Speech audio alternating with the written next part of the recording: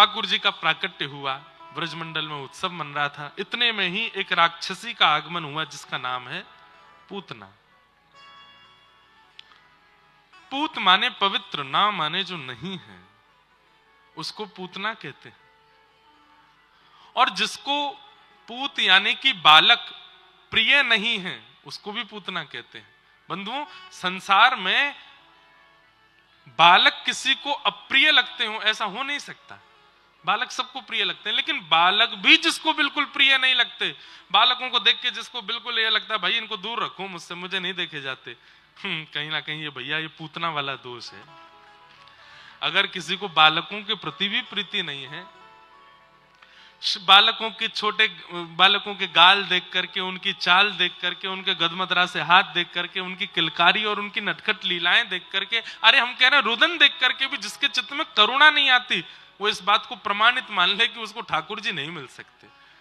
जो अत्यंत कोमल सुकोमल बालक को देख करके भी प्रियता चित्त में ना ला सके, वो ठाकुर जी को देख के कैसे प्रियता ले आएगा। इसलिए बालकों के प्रति जो ये प्रीति चित्त में उत्पन्न होती है ना, उनके प्रति लाड़ उत्पन्न होता है, उनको गोद में लेने की इच्छा होती है, इस बात का प्रमाण है कि आपके अंदर वात्सल्य है और इस वात्सल्य के भाव से भगवत प्राप्ति संभव है। बालकों के प्रति प्रीति, सबको आता है प्रेम। हाँ, वो बात अलग है कई लोग खिलाने नहीं आते बालक, तो वो डर के मारे नहीं लेते कि भाई हमसे कहीं गिर नहीं जाए, पर प्रेम तो सबके चित्त में आता है। पर पूतना कौन है? जिसको छोटे बालक भी प्रिय नहीं लगते, वो पूतना। पूतना, पूतना का आगमन हुआ है तो राक्षसी, है तो कुरूपणी, है तो उसका शरीर बड़ा विचित्र भयावह है, लेकिन आज गोकुल में अत्यंत सुंदरी बनकर के आई है। अपनी राक्षसी विद्या का प्रयोग करके सुंदर नेत्र, सुंदर नासिका, सुंदर ओष्ठ, सुंदर केश, सुंदर हाथ, सुंदर पैर और सुंदर वस्त्र आभूषण पहन करके आई कि उसको देख करके सब मोहित हो गए। अभी इसका मैं बहुत सारे भाव आपको बताऊंगा, आप लोग ध्यान से सुनिएगा। है तो राक्षसी, पर बन के कौन आ रही है? लक्ष्मी। ऐसे लोगों से ठाकुर जी दूरी बना लेते हैं जो हैं कुछ और बनते कुछ, और ऐसे लोगों को भी पूतना कहते हैं जो हैं कुछ पर बनते कुछ और हैं। है तो महाकामी, है तो महाक्रोधी, है तो महालोभी, है तो महाईर्ष्यालु, लेकिन जब सबके सन्मुख प्रकट होने की बात आती है तो परम दीन बन जाते हैं। परम दैन्यता, परम सरलता, परम दया का केवल आडंबर मात्र करते हैं। ठाकुर जी को वो प्रिय नहीं लगते। ठाकुर जी उसको फिर पूतना कह के ही बुलाते हैं, अरे पूतना। और पूतना को स्त्री, वैसे तो शब्द तो स्त्रीलिंग है, लेकिन जरूरी नहीं कि स्त्रियां ही हों, पुरुष भी पूतना होते हैं। पूत का मतलब पवित्र नहीं, वो पूतना। जिसके आचार विचार और व्यवहार शुद्ध नहीं है, पवित्र नहीं है, वो पूतना है। तो पूतना अत्यंत सुंदरी बनकर के आई। जैसे ही गोकुल में आगमन हुआ, सब पूतना को देख के मोहित हो गए। अरे अरे देखो देखो कितनी सुंदर। हमारी कटनी वाली कथा में एक अद्भुतता देखी आपने? बीच बीच में बड़े वाले शंख बजते हैं।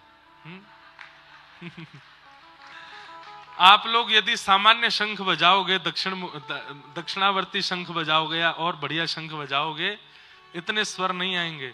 पर देखो, हर चीज को सकारात्मक रूप से स्वीकार करो। अब भले ही जा कोई यंत्र ही रहा है, लेकिन उसका स्वर ऐसा लगता है कि मानो जैसे बीच बीच में कथा में शंखनाद हो रहा हो। और कभी ऊंचे स्वर में होता है, कभी धीमे स्वर में होता है, कभी मझले स्वर में होता है।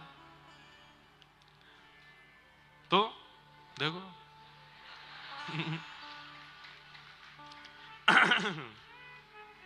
एक और बजा।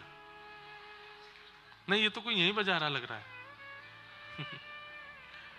तो अच्छा है, यह भी एक भक्ति का स्वरूप है बंधुओं, कि आप अपने आसपास होने वाली घटनाओं को सकारात्मक रूप से स्वीकार कर रहे हो। अब उसी को कोई नकारात्मक रूप से स्वीकार कर ले तो यह इस बात का प्रमाण है कि उसका भजन नहीं है जीवन में, इसीलिए उसको नकारात्मकता का अनुभव हो रहा है। पर हमें लगता है कि ठाकुर जी का जन्म हो रहा है तो प्रकृति चाहती है कि मैं शंखनाद करूं, तो कैसे करूं? तो उस साधन का इस्तेमाल करती है। लोको पायलट के बुद्धि में जाके बजा, कथा तक आवाज जानी चाहिए, हमारा थोड़ा भाव पहुंचे। तो क्या निवेदन कर रहा था मैं? पूतना जो पवित्र नहीं है, जो अपना आवरण धारण करते हैं अपने स्वभाव के ऊपर, अपने व्यवहार के ऊपर, अपने भाव के ऊपर, उसको पूतना कहते हैं। तो पूतना का आगमन हुआ, सब देख करके उसको आनंदित हो गए, अरे कितनी सुंदर, कितनी सुंदर। 6 महीने तक उत्सव मनता रहा ठाकुर जी का, पर उस 6 महीने के उत्सव के मध्य में जब पूतना आई तो पूतना का रूप देखते ही सब उसको देखने लगे। नंद घर आनंद भयो, जय कन्हैया लाल की, और नाचते नाचते जैसे, अरे ओ भाई देखियो, इसकी चाल देख, इसके नेत्र देख, इसके कान देख, इसकी नासिका देख, इसके वस्त्र देख। यह भी एक पूतना का स्वरूप है क्या, कि यहां पर असंख्य लोग भजन कर रहे थे और उस भजन में तुम पहुंचे, तुम्हें पहुंचते उनका भजन छूट गया। यह भी एक पूतना है। जिस कारण से व्यक्ति का भजन, व्यक्ति का कीर्तन, व्यक्ति का भगवत स्मरण छूट रहा है, वो कारण भी पूतना है। बड़े आनंद और एक टक लगा करके आप कथा सुन रहे थे, और कथा सुनते सुनते बिल्कुल भाव विभोर हो गए, 2-3 घंटे कब निकल गए पता नहीं चली। इतने में ही फोन बजा। फोन तो बहुत देर से बज रहा था, लेकिन अचानक फोन पे ऊपर नाम ऐसा आया कि आपको उठाना ही पड़ेगा, इसको उठाए बिना रह नहीं सकते, उसके लिए कथा से जाना ही पड़ेगा। तो समझो पूतना ही है वो। अब चाहे उतनी देर के लिए किसी का भी फोन आवे, लेकिन जिस कारण से, जिस व्यवस्था से, जिस व्यक्ति विशेष के कारण आपका भजन छूटता है, उतने भजन छुड़वाने की देर तक वो व्यक्ति पूतना ही है। ठाकुर जी को भाता नहीं है, तेने मेरे व्यक्ति का भजन कैसे छुड़वा दिया? भजन नहीं। पूतना ने सबका भजन छुड़वा दिया, सबका उत्सव छुड़वा दिया, अपनी ओर आकृष्ट कर लिया। इसलिए कथा में जो उठते बैठते हैं ना बीच में, उनको इतनी ध्यान रखना चाहिए कि मेरे उठने और किसी गतिविधि से आगे पीछे वाले का ध्यान भंग ना हो। नहीं तो मैं पूतना हूं, उसके भजन में विक्षेप बन रहा हूं, उसकी कथा में विक्षेप बन रहा हूं। बहुत सावधानी रखनी चाहिए।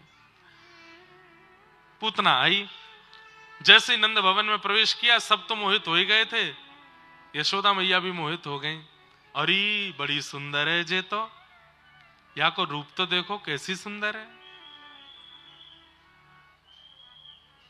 उसकी सुंदरता देख करके यशोदा मैया को भी विश्वास हो गया, और मैया ने अपने लाला उसकी गोद में पधरा दिए। जैसे ही गोद में ठाकुर जी दिए, अब लोग यहां प्रश्न करते हैं कि महाराज जी, गोपियां पूतना के रूप को नहीं पहचान पाई, ग्वाल बाल पूतना के रूप को नहीं पहचान पाई, ये बात समझ में आता है, वे सब अवोध हैं। पर यशोदा तो कृष्ण की मां है, उनको तो ये बात समझनी चाहिए थी, इतना विचार करना चाहिए था कि ये पूतना है, इसकी गोद में ना दूं। भले ही वो प्रकट लीला में नहीं जान पाई कि ये पूतना है, पर प्रकट भाव से तो वो जान सकती थी कि ये पूतना है। इतना तो उनको विवेक होना चाहिए, किसकी गोद में ठाकुर जी को दूं, किसकी में ना दूं।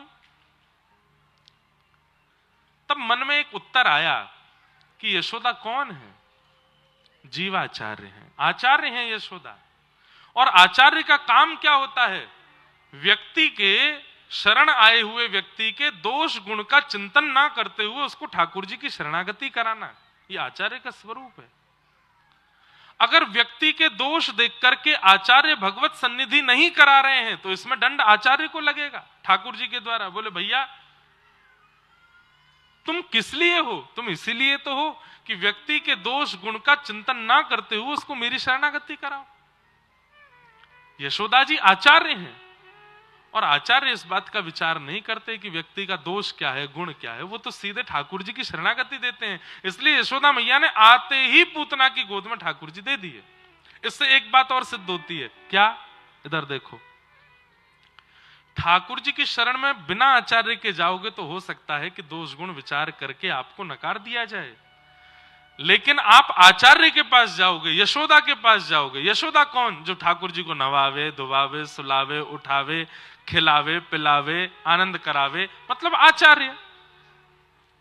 उन आचार्य के पास यदि जाओगे तो आचार्य क्या करते हैं, दोष गुण का चिंतन ना करते हुए आपका हाथ पकड़ के ठाकुर जी के शरणागति करा देते हैं। हमारे श्रीरंगम में हुए धनुर्दास जी, धनुर्दास जी अपनी पत्नी से इतना प्रेम करते थे कि पत्नी जब चलती थी तो धनुर्दास जी छत्र लेके उल्टा चलते थे। उनके रूप को देखने में इतनी आसक्ति थी, कोई पति अपनी पत्नी से प्रेम करता, पर इतना प्रेम तो कलयुग में भी करने वाला नहीं हुआ होगा, आज की डेट में भी नहीं हुआ होगा कि पत्नी जब बाजार में चले तो पति उल्टा चले उसको देखते हुए। ऐसा प्रेम करने वाला हो सकता है? धनुर्दास जी हुए। रंगनाथ भगवान की सवारी क्रम हो रहा था, आचार्य चरण श्री रामानुज स्वामी जी महाराज भी उस सवारी क्रम में आगे चल रहे थे, तभी धनुर्दास निकला अपनी पत्नी के आगे छत्र लेकर के।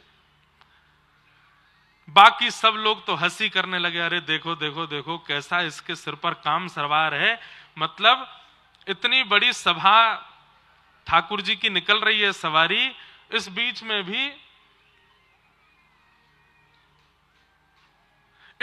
में भी अपनी पत्नी के ऊपर छत्र लेके चल रहा है। लेकिन ऐसा विचार करने की क्षमता जीव मानवों की होती है, ठाकुर जी की नहीं, आचार्यों की नहीं।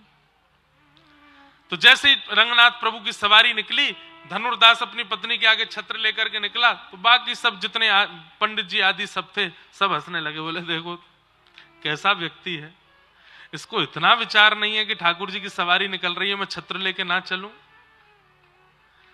लेकिन रामानुज स्वामी जी की दृष्टि क्या हुई कि इसमें दर्शन का लोभ तो है, पर वह लोभ गलत जगह लगा है। इसमें दर्शन की आधुनिकता तो है, दर्शन की क्षमता तो है, परंतु वो संसार के प्रति है। यदि ठाकुर जी के प्रति हो जाए तो अपनी दर्शन की विधा से भगवत प्राप्ति कर लेगा। इसको दर्शन का चाव है। और स्वामी जी ने कृपा करके अपने शिष्यों को भेजा, बोले धनुर्दास को बुला के लाओ। तो पहले ही सब लोग आश्चर्य, बोले धनुर्दास जैसा कामी व्यक्ति, उसको आचार्य चरण अपनी शरणागति क्यों दे रहे हैं? बोले बुला के लाओ। धनुर्दास जी आए, बोले कहिए आचार्य चरण, आपने मुझे याद किया। बोले हमने आज देखा जब सवारी निकल रही थी, तुम अपनी पत्नी के ऊपर छत्र लेके चल रहे थे। क्या करूं स्वामी जी, संसार में उससे खूबसूरत कोई है ही नहीं। मैंने इतना सुंदर मैंने किसी को देखा नहीं, उसके रूप को देखने से मेरा मन भरता नहीं। अभी आपसे मिलने के लिए आया हूं, मुझे बड़ा विरह हो रहा है कि मैं अपनी पत्नी को देख क्यों नहीं पा रहा। आप जल्दी मुझसे चर्चा करके मुझे निवृत्त करें, मैं फिर से जाके उसको देखूंगा। स्वामी जी के मन में आया, बोले इतने दर्शन का चाव यदि ठाकुर जी के प्रति हो जाए तो कितना आनंद आएगा। उन्होंने कहा अगर हमने तुम्हारी पत्नी से सुंदर किसी को दिखा दिया तो धनुर्दास कहता है मैं मान ही नहीं सकता, मेरी पत्नी से सुंदर कोई नहीं होगा संसार में। बोले मैंने अगर दिखा दिया तो बोले मैं वचन देता हूं पत्नी सहित जीवन भर उनकी शरणागति कर लूंगा यदि मेरे पत्नी से सुंदर कोई और हुआ तो। चलो रंगनाथ प्रभु के सन्मुख लेकर के गए, कपाट के भीतर जाकर के आचार्य चरण ने प्रार्थना की, येनम रक्ष जगन्नाथ, इसकी रक्षा करो। इसके नेत्रों में दर्शन का गुण है, लेकिन संसार के प्रति है। एक बार अपनी छटा दिखा दीजिए, एक बार अपना रूप मनोहर दिखा दीजिए, एक बार अपने मनमोहनी रूप के प्रति इसको आकर्षित कर लीजिए नाथ।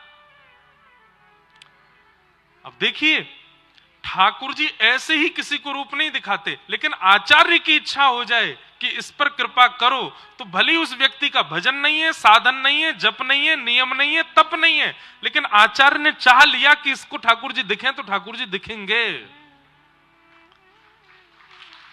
धनुर्दास सामने खड़ा है और प्रतीक्षा कर रहा है मैं कब फ्री हूं, जाके अपनी पत्नी को देखूं। जैसे ही कपाट खोले, शंख चक्र गदा पद्मधारी श्रीमन नारायण शेष नाग पर बैठ गए और जैसे ही अपने रूप लावण्य का दर्शन कराया, कस्तूरी तिलकम ललाट पटले वक्षस्थले कौस्तुभम।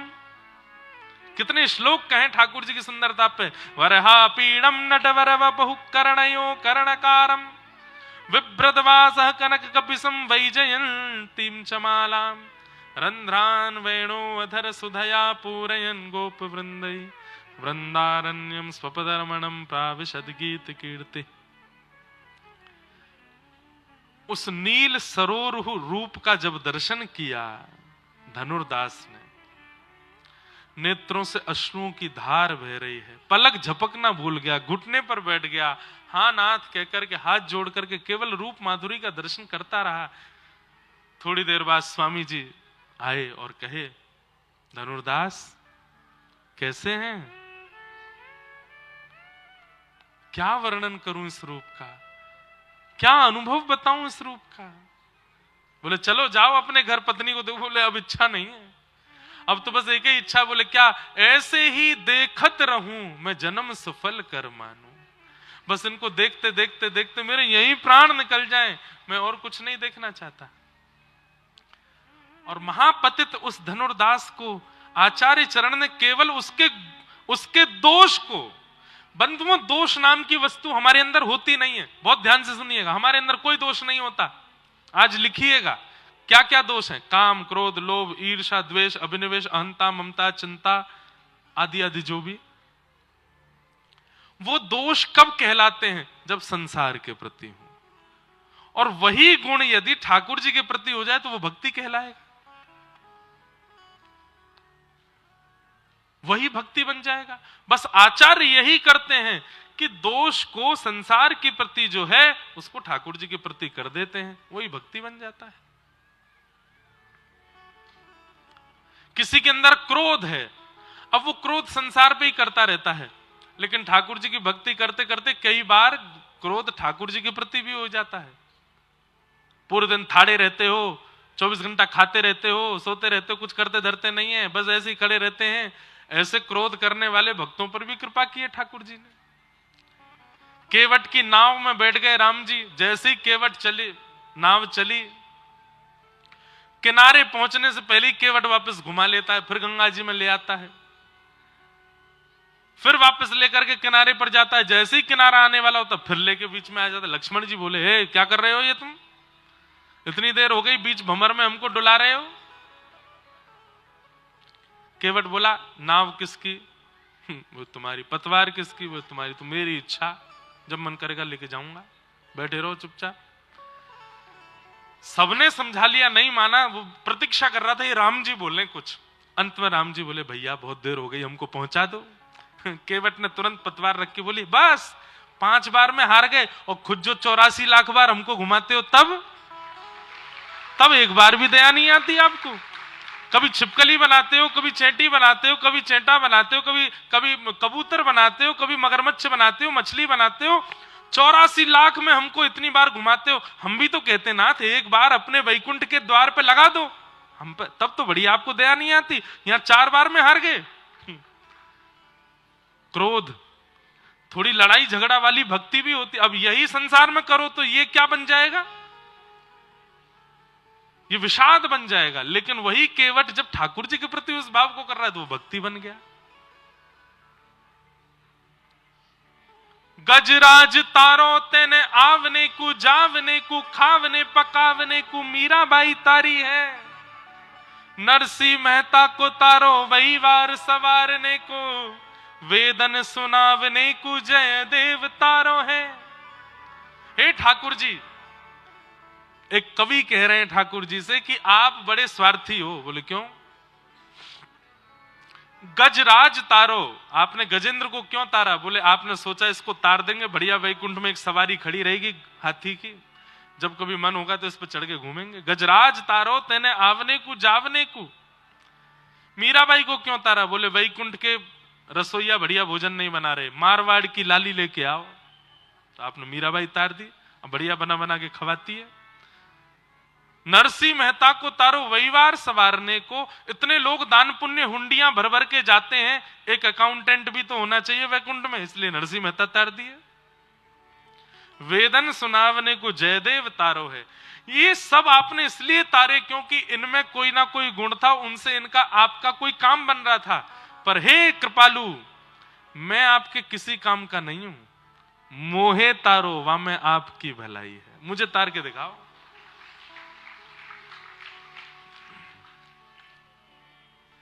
सुना है तारे लाखों, हमें जो तारो तो हम भी जाने, सुना है तारे तुमने लाखों, हमें जो तारो तो हम भी जाने, हरा अहिल्या का शाप तुमने, हरा अहिल्या का शाप तुमने, उबारा सबरी का पाप तुमने, उबारा सबरी का पाप तुमने, हमारे भी ताप पाप भगवन, हमारे भी ताप पाप भगवन, अगर उबारो तो हम भी जाने, अगर उबारो सुना है तारे हैं तुमने लाखों, सुना। इसको पता क्या बोलते हैं? व्याज स्तुति। क्या बोलते हैं? ठाकुर जी को छेड़ छेड़ करके हम बोल रहे हैं। हाँ, सुना था कि उसको तारा, सुना था कि उसको तारा, पर इनसे कोई गड़ी, हमको करके दिखाओ तो हम माने। हरा अहिल्या का शाप तुमने, मिटाया सबरी का पाप तुमने, हमारे भी पाप ताप भगवन, अगर मिटा दो तो हम भी जाने। एक प्रकार से इस पद में चैलेंज है ठाकुर जी को, आपने सबके किए, हमारे करके दिखाओ तो हम माने। तो ऐसी स्तुतियां रोज नहीं करनी चाहिए, ये बात भी ध्यान रखो। ठाकुर जी को रोज चैलेंज नहीं देना चाहिए। ऐसे ही हमारे हनुमान जी का बजरंग बाण, उसमें हनुमान जी को शपथ दी जाती है राम जी की, वो भी रोज नहीं करना चाहिए। अब कई जगह कह सकते हैं कि भाई रोज हनुमान जी को बजरंग बाण करो, पर भक्ति, प्रेम लक्षणा भक्ति करने वाले वो रोज हनुमान जी को शपथ नहीं दिलाते हैं राम जी की, भाई तुमको राम जी की दुहाई है, ये काम करना ही पड़ेगा। अरे वो बेचारे भजन में लगे, काय को उनको छेड़ रहे हो? हाँ, आपकी भक्ति निष्काम है तो आप तो खूब करो, उसमें कोई दिक्कत नहीं, पर हनुमान जी को सौगंध दे करके और ऐसे नहीं कहना चाहिए कि आप हमारा ये काम बनवाओ। साल में एक आध बार ऐसी स्तुति गानी चाहिए। हमने शायद 3-4 साल बाद ये पद गाया होगा आज कथा में, इतने साल से गाया ही नहीं। क्यों? ठाकुर जी को ज्यादा चैलेंज मत करो भाई। नगर का सबसे बड़ा सेठ होना, उसको ज्यादा छेड़ना नहीं चाहिए। कहीं बहुत जोर से किसी दिन चिढ़ गए तो फिर भैया वो काम बनवा भी देंगे, फिर तुमको ऐसा बिगाड़ेंगे, याद रखोगे जीवन भर। इसलिए ठाकुर जी को ज्यादा छेड़ो नहीं, पर कभी कभी छेड़ो भी। नेक नेक ऐसे ही कह दिया करो, बोले सबको तारा आपने, क्या फायदा, हम तो बैठे हैं अभी भी, हम तो तारे नहीं आपने। पूतना आ गई, यशोदा मैया ने गोद में ठाकुर जी दे दिए। आहा, तस्मिन् स्तनम दुर्जर वीर मुल्वणम, घोरांकमादाय शिशोर्दवादथ, गाढ़ं कराभ्याम भगवान प्रपीड्यत, प्राणैशमं रोष समन्वितो पिबत। जैसे ही भगवान के मुखमंडल में पयोधर प्रदान किया है, भगवान ने थोड़ी देर तक तो उसके विष को पिया, रस तत्वों को पिया, और अंत में ठाकुर जी जैसे ही गाढ़ं कराभ्याम भगवान प्रपीड्यत, प्राणैशमं रोष समन्वितो पिबत, ठाकुर जी ने जैसे ही उसके प्राण निकालने प्रारंभ किए, व्याकुल हो गई पूतना, घबरा गई, पसीना पसीना हो गई, सारा उसका जो स्वरूप था वो कुरूप होने लगा, विशाल विकराल रूप धारण कर लिया। अरे बालक छोड़, सामुंच मुंचाल मति प्रभाषणी, ठाकुर जी को पकड़ करके दूर करने लगी, लेकिन ठाकुर जी ने ऐसे जोर से उसके पयोधर को पकड़ा है, छोड़ ही नहीं रहे हैं। हमारे पूज्य पिताजी कहते हैं कि पूतना ने कहा बालक छोड़, बालक छोड़, अरे लाला छोड़। तो 6 दिन आके ठाकुर जी बोल पड़े, मौसी जी हम पे पकड़ो ही आवे, छोड़ो ना आवे। और या तो आसानी तो कोई को पकड़ेंगे नहीं, और एक बार जो पकड़ में आ गए हो वह को छोड़ेंगे नहीं। तो अब आप पकड़ में आए गई हो हमारे, अब तो ठिकाने लगा के ही छोड़ेंगे आपको। पूतना के प्राण पी लिए महाराज। विशाल विकराल पूतना का स्वरूप नंद भवन के पीछे जाकर के गिरा और पूतना का वध हुआ। बोलो पूतना मर्दन भगवान की। हमारे पूज्य नाना जी पंडित श्री कृष्णलाल शास्त्री जी वो व्रज साहित्य के कई आधुनिक भाव बताते थे, तो इस विषय में वो एक भाव कहते थे,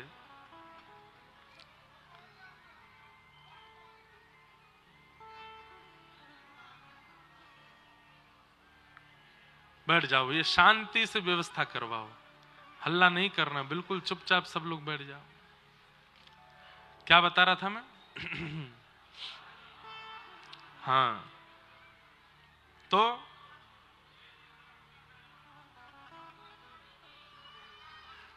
धीरे धीरे भैया बिना हल्ला किए सब लोग आगे खिसक जाओ, नेक नेक आगे आ जाओ, बीच वाले पीछे वाले जहां कहीं भी जगह दो, थोड़ी लोग बागाओं को बैठने के लिए थोड़ा स्थान मिल जाए।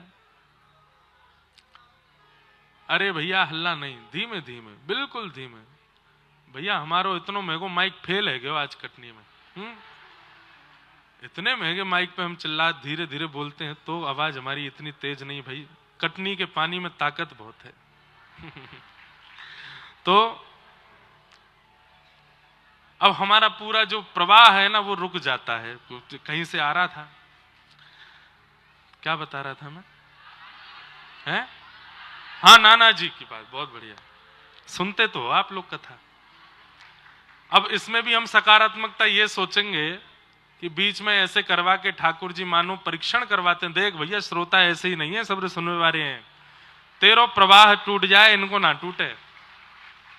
तो आपके प्रवाह का अनुमान करवाने के लिए ठाकुर जी ऐसे करवाते हैं। तो हमारे नाना जी बताते, बुरे लाला ये पूतना की लीला, अब जैसे कई लोग ऐसा मान लेते हैं ना कि ठाकुर जी की पूरी लीला राक्षसों के वध के लिए ही है ना, पूतना तो माध्यम बनी है। ठाकुर जी ने यहां पर भी एक लीला की है। कैसी लीला? बोले भैया 6 दिन के ठाकुर जी है गए और भीड़ इतनी लगी है नंद भवन के बाहर ठाकुर जी के दर्शन करवे की, एक एक करके अंदर जा रहे हैं तो भी दिन भर में 1000, 1500, 2000, 3000, 4000, 10,000 लोग दर्शन कर लेते होंगे लाला का। इस बीच में ठाकुर जी पौड़ जाते होंगे, मैया सुलाती होगी, उतनी देर दर्शन बंद रहता होगा। और यहां भीड़ लगी है लाखों करोड़ों की, और 33 कोटि देवता और आए हैं रूप बदल बदल के, सब भेष बदल बदल के खड़े हैं वहां पर। अच्छा चलो इन लोगों की भीड़ की बात अलग, 33 कोटि देवताओं की बात अलग, और उनका नंबर कब आएगा इसका कोई, अगर एक एक करके भी नंद भवन के भीतर जाएंगे तो सालों लगेंगे सबको दर्शन करने में ठाकुर जी के। ठाकुर जी ने विचार किया इतनी भीड़ लगी नंद भवन के बाहर, कैसे दर्शन दें सबको। ये तो एक बात थी ही। नाना जी बोले दूसरी एक बात और थी। बोले क्या? भैया ये जीव मानव तो लाइन में लग करके दर्शन कर ही लेंगे ठाकुर जी के, लेकिन जिनके लिए ठाकुर जी धराधाम पर पधारे हैं, ऐसी जगत जननी जगत पावनी श्री गैया गौ माता, अब वो कैसे जामे नंद भवन के अंदर लाला को दर्शन करवे के लिए? वो भी एकाध नहीं है, 9 लाख है, और 9 लाख गैयाओं के भीतर प्रवेश कराना, लाल जी के दर्शन कराना, ये तो असंभव है। तब ठाकुर जी ने विचार किया कि मैं अपनी गैयान को दर्शन कैसे दूं, मैं इतने सारे देवी देवता बाहर खड़े हैं, इन सबन को एक बार मैं दर्शन दे दूं, वाकई नहीं, या कोई हमको ऊंचा मंच मंगवाना पड़ेगा। तो बोले ऊंचा मंच एक ही है। बोले कौन? पूतना। पूतना के पयोधर को पीने के बहाने उसको राक्षसी रूप में बना के उसकी शक्तियों से उसके स्वरूप को विशाल करके नंद भवन से बाहर निकलेंगे, और जैसे ही नंद भवन के बाहर पूतना विशाल होगी, वहां के पयोधर पर लटक के जब हम आकाश की ओर जाएंगे तो दूर दूर तक जितने दर्शनार्थी खड़े सबको मेरो दर्शन है जाएगा। और सबसे बड़ी बात, गौ खिरक में खड़ी भाई जितनी गैया हैं सबको मेरो अनुभव है जाएगा, सबको मेरे दर्शन लाभ मिल जाएंगे। इसलिए ठाकुर जी ने पूतना का मतलब अहम भक्त पराधीन, ठाकुर जी दैत्यों के लिए राक्षसों के लिए लीला नहीं करते, दैत्य और राक्षसों को भी माध्यम बनाते हैं भक्तों से मिलने के लिए। रावण माध्यम है, मिलने तो ठाकुर जी विभीषण से गए हैं लंका, रावण तो माध्यम है। तो हर लीला के चिंतन में यदि आप प्रवेश करेंगे, जहां कहीं भी राक्षस आए हैं वहां कहीं ना कहीं किसी भक्त पर अनुग्रह और किसी भक्त की प्रधानता के लिए ही ठाकुर जी ने लीला की। राक्षस कोई बड़ी खीर थोड़ी ठाकुर जी के लिए। अरे ठाकुर जी नहीं चाहे तो 84 कोस में प्रवेश ही नहीं कर सकती पूतना।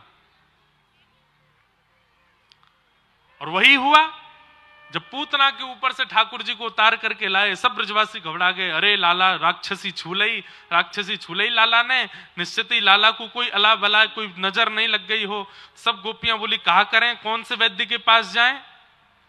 तब ब्रजवासियों ने कही, बोले हमारे ब्रज की सबसे बड़ी वैद्य तो गैया है। मैया तुम लाला को गैया के पास ले चलो और गैया की पूंछ से झाड़ो दे दो।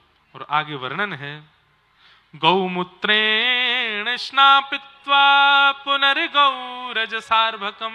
अब देखिए माध्यम पूतना को बनाया है, पर 6 दिन के ठाकुर जी नंद भवन से बाहर निकल के गौशाला जाना चाहते हैं, इसीलिए पूरी लीला है। सब ब्रजवासी ठाकुर जी को लेकर गौशाला में गए हैं। सब गैयाओं के कान खड़े है गए हैं, पूंछ उछाल रही हैं। सब गैयाओं के नेत्रन में आंसू आ गए। क्यों? हमारे गोपालक गोपाल आए हैं। 6 दिन के ठाकुर जी को दूर से ही गैयाओं ने देखा, सबके पयोधर से स्वतः ही दुग्ध निकलने लगा। अरे ऐसी गैया जिनके पयोधर में दूध नहीं था, वे भी रुदन करने लगी। आज श्याम सुंदर आए हैं हमारी गौशाला में, खिरक में। हे विधाता मुझ पे कृपा करो, मेरे पयोधर में दुग्ध प्रदान करो। उनके भी दुग्ध प्रवाह होने लगा। यमुना जी के जल के प्रवाह में दुग्ध जाकर के मिल गया, मानो जैसे संपूर्ण व्रजमंडल का क्षीर अभिषेक किया हो गैयाओं ने। ठाकुर जी आए, गौमूत्र से स्नान कराया, पुनर्गौरज सार्भकम, गौरज को 12 अंगों पे लगाया और गौ पुच्छ से ठाकुर जी को झाड़ा। एक बात हमारी सुनिएगा बंधु, बहुत साइंटिफिक बात बता रहे हैं आपको। 5 वर्ष तक के बालक को नित्य गौशाला लेकर के जाइए और गौरज उसके माथे से लगाओ, गौ पूंछ से उसको झाड़ा दो। और विशेष रूप से बालक को यदि कोई गंभीर रोग हो तो निश्चित ही गौशाला लेकर के जाओ। उससे क्या होता है, हम आप सब लोगों के तन में बनने वाले ऐसे कितने विषैले रोग हैं जिनकी जड़ी बूटियां जंगल में होती हैं, जिनकी जड़ी बूटियां जंगल में होती हैं, जिसको हम नहीं खा सकते, वो कशैली होती हैं, विषैली होती हैं। लेकिन गौ जैसे ही आप गौ पुच्छ को पकड़ के बालक के ऊपर फेरते हैं तो गौ अपनी पूंछ से अनुभव कर लेती है कि इस बालक को रोग क्या है।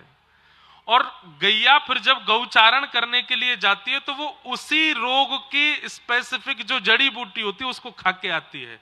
और खा करके जब आती है दुग्ध देती है या पुच्छ से जब झाड़ा दिलाती है या गौरज उस बालक के स्पर्श में आता है तो कहीं ना कहीं अंदरूनी रूप से वही जड़ी बूटी बालक तक पहुंच जाती है और उसका वह रोग निवृत्त हो जाता है।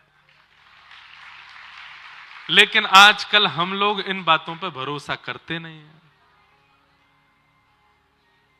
श्री ठाकुर जी इतने सुंदर क्यों हैं? ठाकुर जी इतने आकर्षक क्यों हैं? ठाकुर जी इतने हिष्टपुष्ट बलवान क्यों हैं? आज तक ठाकुर जी को कोई की नजर वजर अला बला इतने बड़े बड़े विपत्तियां वृंदावन में आई। अब ये विषय तो एक है कि वो भगवान है, पर दूसरा विषय ये भी तो है कि वो पूर्ण मानव लीला कर रहे हैं, फिर भी कोई बाल बांका क्यों नहीं कर पाया? क्योंकि नित्य यशोदा मैया गौ पुच्छ से लाला को झाड़ा लगाती है, गौरज माथे से लगाती है।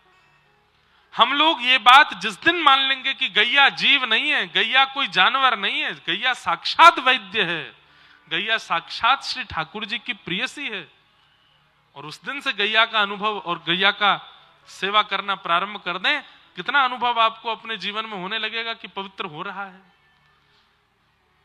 गौ पूजन करो। विशेष रूप से 5-6 वर्ष तक के बालक जब तक नहीं हो जाए, नित्य हफ्ता में एक बार तो गौशाला उनको लेके जाओ, गौ सेवा उनसे कराओ, गौ स्पर्श कराओ और गौ पुच्छ से झाड़ा और गैया के खुर के नीचे से रज लेकर के बालक को लगाओ नित्य। नजर किसको कहते हैं बंधु? कभी मां की नजर क्यों नहीं लगती बालक को? बालक इतना सुंदर है, मां की नजर क्यों नहीं लगती? क्योंकि उसके चित्त में वात्सल्य है। नजर उनकी लगती है जिनके चित्त में प्रेम नहीं होता, जिनके चित्त में वात्सल्य नहीं होता, जिनके चित्त में ईर्ष्या होती है, जिनके चित्त में विषाद होता है। वो जब अपनी कशैले नेत्रों से देखते हैं तो नजर लग जाती है। मां की नजर कभी नहीं लगती बालक को, दूसरों की नजर लगती है। पर नित्य गौ संरक्षण करने वाले और गौ आशीष में जाने वाले बच्चों को नजर नहीं लगती।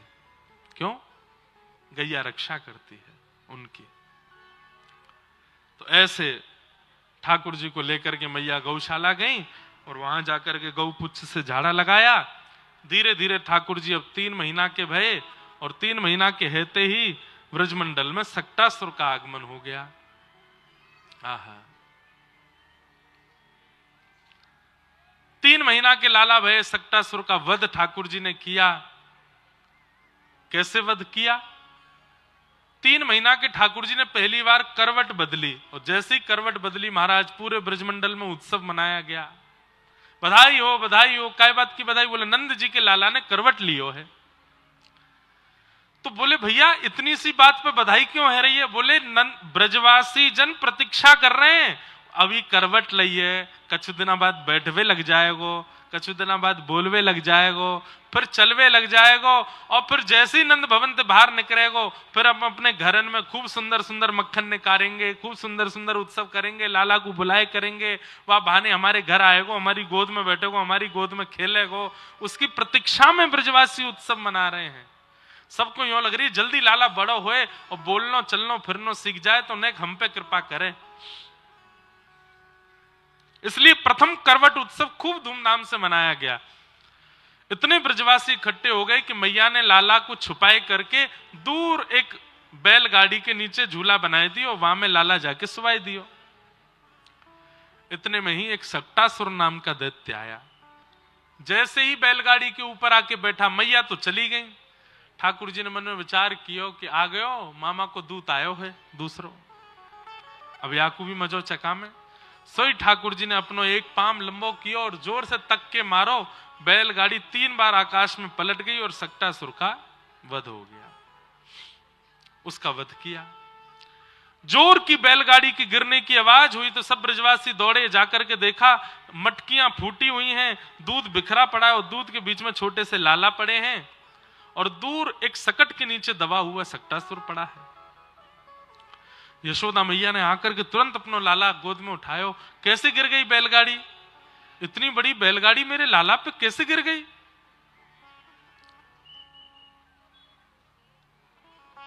नते श्रद्धा धीरे गोपा बाल भाषित मृत्युतः अप्रेमयम बलम तस्य बालकस्य नते विदुः। इतनी बड़ी बैलगाड़ी कैसे गिरी लाला पे? तो छोटे छोटे बालक वहां खेल रहे थे। उनमें से एक बालक ने आया कि कही, बोले मैया मैं बताऊं कैसे गिरी? बोले हाँ बता।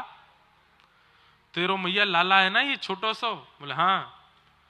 या ने अपनो एक पाम लंबो कियो मैया, और इतनो लंबो कियो, इतनो लंबो कियो, इतनो लंबो कियो, लंबो करके पीछे करके जैसे ही मारी आने सोई बैलगाड़ी 3 बार आकाश में यूं घूम के धम्म ते नीचे गिर गई। मैया मैंने देखी अपनी आंखन ते। मैया बोली यहां पे आ।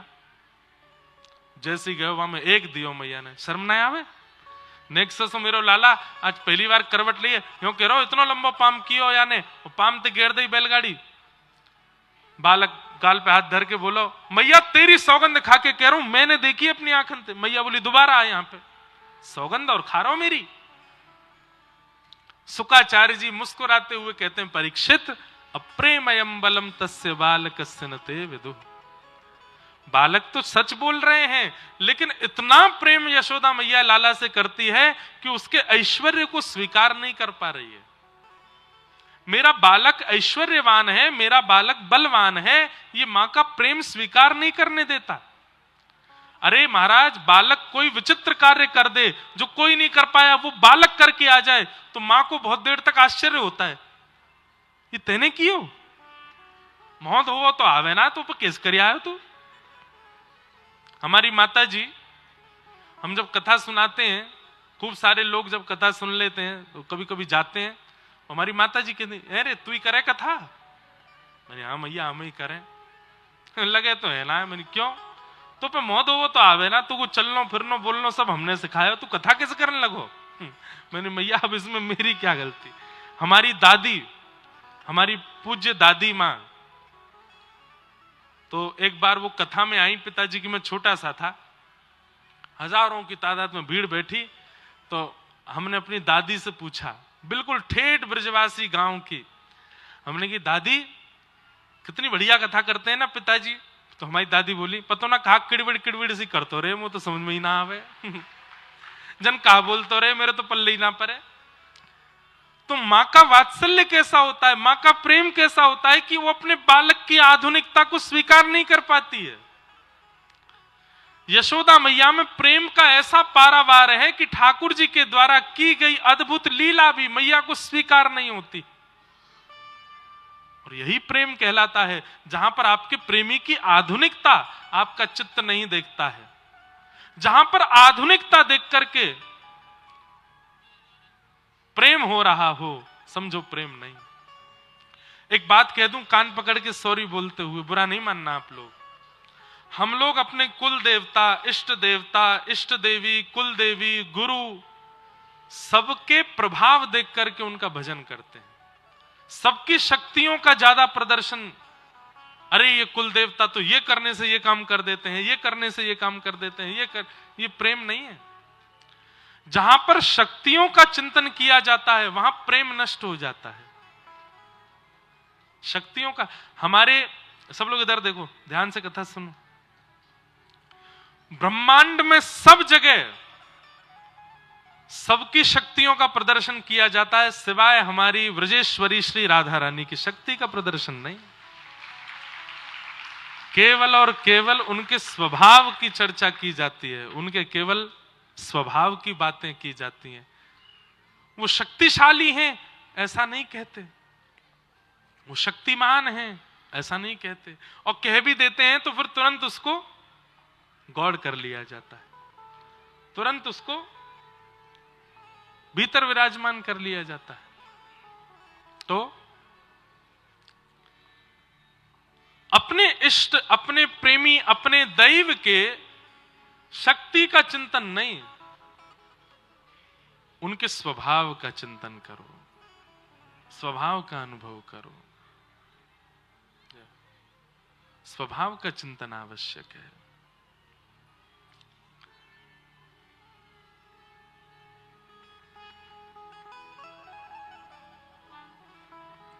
तो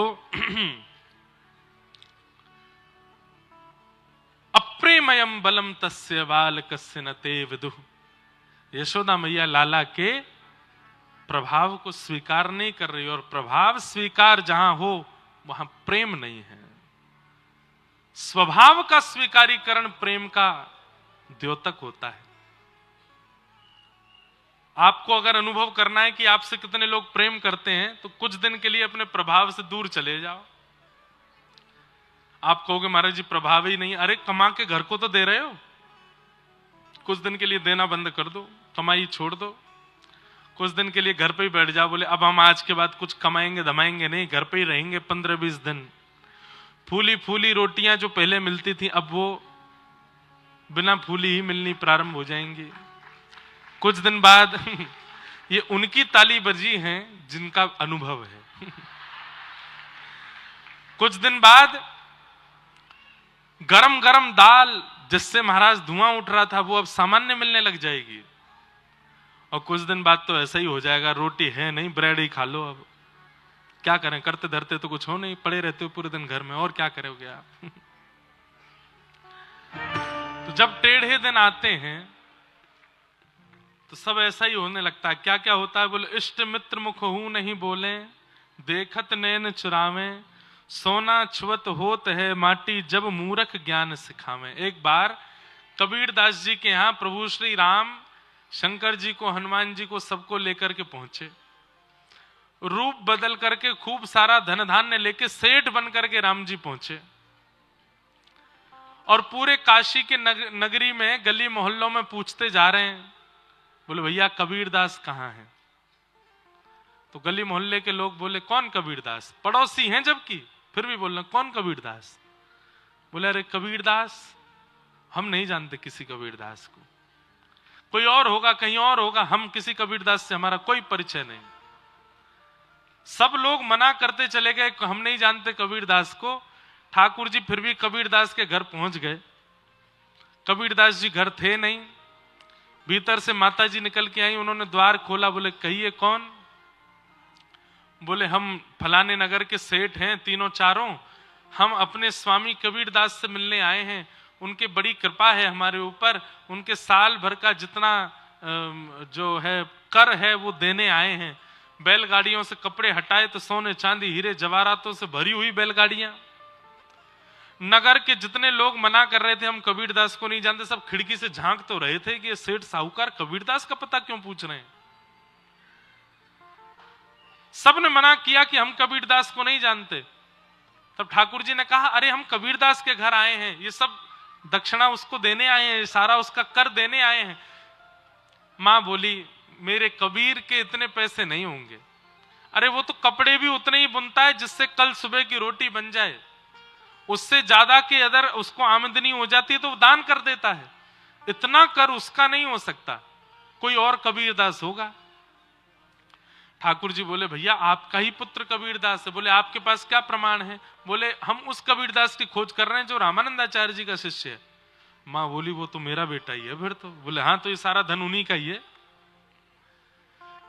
इतना सुनते ही गली मोहल्ले नगर के लोग आके बोले, हम भी जानते तो हैं। अच्छा, इन कबीरदास की पूछ रहे थे क्या आप? ये तो हमारे संबंधी हैं, हमारे संग बचपन में बैठ के भोजन करते थे, हमारे संग कंचा खेलते थे। अरे जब इनके यहाँ कुछ ऐसी जरूरत थी, मुझे दादा बोलते हैं, मुझे काका बोलते हैं, प्रेम से मेरे यहाँ कभी कभी दूध पीने आ जाते हैं। सबके संबंध निकल के आ गए। जैसे ही पता चला कि सोना चांदी सब कबीरदास के लिए आया है। कबीरदास जी घर छोड़ के कहीं चले गए थे। ठाकुर जी बोले, भैया ढूंढवाओ उनको। तो सारे गली मोहल्ले के लोग, जिन पर 2 मिनट बात करने का समय नहीं था, अपने घर परिवार के कामों को छोड़ के कबीरदास को ढूंढने निकल गए। क्यों? संपत्ति आई है कबीर के पास। संसार तो ऐसा है भैया, जब इस संसार को दिखता है कि आपके पास कुछ है और आप कुछ हो तो आपकी जय जयकार है, आपकी वाहवाही है। लेकिन आपके टेढ़े दिन आते हैं और सब जब छूटने लगता है तो ये टेढ़े दिन भी आने चाहिए। क्यों? इनसे पता चलता है कि अपना कौन है और पराया कौन है, इससे स्पष्ट होता है।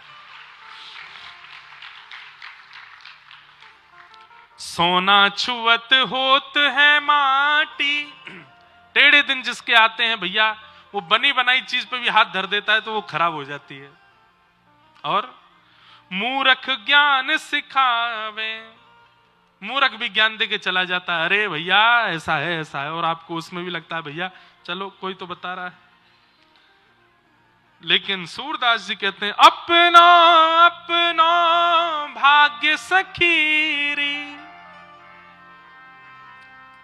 क्रिकेट में बैट्समैन जब आउट हो जाता है ना तो पिच को दोष देगा, पिच पे बहुत बॉल उछल रही थी, मेरे बैट में आज दिया नहीं था, आज मुझे पसीना बहुत आ रहे थे, मुझे गर्मी बहुत लग रही थी, मैंने पानी नहीं पिया था, मैं भोजन करके चला गया था, आदि आदि जो भी बात। लेकिन भैया स्वीकार करो, अपना अपना भाग्य सखीरी, काको दोष लगावे, सूरदास विधि ना के आगे, एक टिक नहीं पावे। ये वैसे पद पता है कब का है? जब ठाकुर जी व्रत छोड़ के चले गए, उस समय गोपियां उद्धव जी से कहती, उद्धव ये तो हमारे टेढ़े देने लाला चलोगे हो, या हमारे तेरे जैसो मूर्ख भी आके हमको ज्ञान दे रहे हो और हम वाकू भी सुनने टेढ़े देने। अद्भुत प्रसंग है उद्धव गोपी संवाद। वृष्णि नाम प्रवरो मंत्री कृष्णस्य दयित सखा शिष्यो बृहस्पतिर साक्षात। उस उद्धव को गोपियां कहती है मूर्ख, हमको ज्ञान देने आया है। प्रेम। तो हम कहां चल रहे थे कि प्रेम में ऐश्वर्य देख लिया गया हो और तब प्रीति हो रही हो, वो प्रेम नहीं है, वो स्वार्थ है। यशोदा मैया लाला के ऐश्वर्य को स्वीकार नहीं कर रही हैं। धीरे धीरे ठाकुर जी 1 बरस के हो गए और 1 बरस के ठाकुर जी के 2 दांत निकल के आए हैं महाराज। अब ठाकुर जी के जैसे 2 दांत निकल के आए तो ठाकुर जी के मन में आई, कैसे बताऊं सबन को मेरे दांत निकल आए, बोलना भी आता नहीं है। तो बगल में दाऊ दादा बैठे थे, दाऊ दादा का हाथ पकड़ के पहले तो खेलते रहे और खेलते खेलते मुंह के पास ले जाके जोर से काट गए। और जैसे ही ठाकुर जी ने अपने 2 दतुइयां गाड़ी बलराम जी के हाथ में, दाऊ दादा जोर से चिल्ला, मैया मैया मैया, लाला खागो लाला खागो लाला खागो। यशोदा मैया दौड़ी दौड़ी आई, ये दाऊ काय को हल्ला करे, ए लाला के ऐसे कोमल से मसूड़े हैं, अभी अभी दांत तो निकले ना है, खाऊ जावे को तो लगेगी है ना। अरे नहीं मैया, मोटे मोटे आंसू निकल आए दाऊ, तो देखो लाला खा गो। मैया ने जैसे हाथ देखे तो 2 दांत गड़ रहे थे भीतर। मैया बोली है लाला, होठ ऊपर करियो। ठाकुर जी होठ ऊपर करके दिखाए तो 2 दांत दिखे। मैया बोली अरे ढोल बजाओ, नगाड़े बजाओ, अबीर गुलाल उड़ाओ। बोले काई को? बोले लाला के दांत निकल आए हैं। दाऊ दादा बोले भली चलाई, मोह खागो, मेरे लग गई, यहां ढोल बज रहे हैं। अब तो महाराज भीड़ लगी ब्रजवासियों की, क्यों?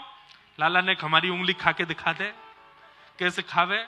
ठाकुर जी सबको काट काट के दिखा रहे हैं, और जहां ठाकुर जी अपने दांत गाड़ देते हैं, लोग बाग उसी स्थान को ऐसे प्रणाम करते हैं, अरे नंद जी के लाला ने खायो, अरे देख मैं खागो।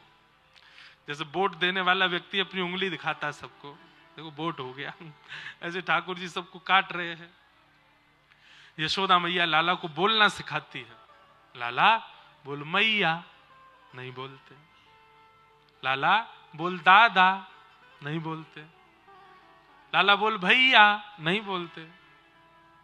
सब बुलवाते हैं मैया, कुछ नहीं बोलते ठाकुर जी। 1 दिन 2 दिन 10 दिन 15-20 दिन निकल गए, मैया समझाते समझाते ठाकुर जी नहीं बोले। एक दिन मैया लाला को लेके जैसे गौशाला में गई, गायों के ऊपर मैया हाथ फेर रही थी। मैया बार बार समझाती, लाला कछु तो बोल, कछु तो बोल। ठाकुर जी बोलते नहीं। लेकिन आज मैया ग्वारियाओं से बात कर रही थी तो बीच बीच में गैया शब्द बोल रही थी। ठाकुर जी ने ध्यान से सुना और आज पहली बार ठाकुर जी बोल पड़े गैया। और जैसे ही गैया बोली ठाकुर जी ने, अब तो पूरे दिन ठाकुर जी गैया गैया गैया गैया गैया बोलो। सबसे पहला विश्वनाथ जगन्नाथ ने धराधाम पर कृष्ण अवतार लेकर के सबसे पहला शब्द यदि बोला है तो क्या बोला? गैया। गैया नाम उच्चारण किया। अब तो मैया गोद में लेकर के डोल रही है, यहां से वहां सबको, अरे मेरो लाला बोलन लगो। दाऊ दादा ने जैसी गोद में लिए तो बोले दादा, नंद बाबा ने गोद में लिए तो बोले बाबा, रोहिणी मैया ने गोद में लिए तो बोले मैया। अब तो सबके नाम ठाकुर जी धीरे धीरे बोलने लगे हैं। अब मैया ने देखी कि लाला के दांतों ने कर आए, बोलना सीख गया।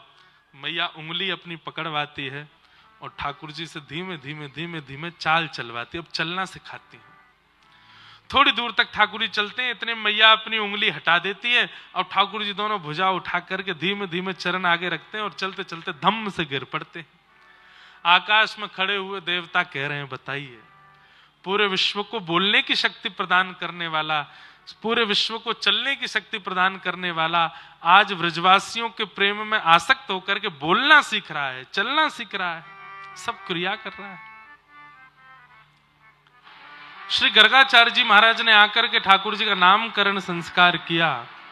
आसन वर्णास्त्रयो ह्यास्य गुह्यतोनुयुगम तनु शुक्ले रक्तस्तथा पीत इदानीं कृष्णतां गतः।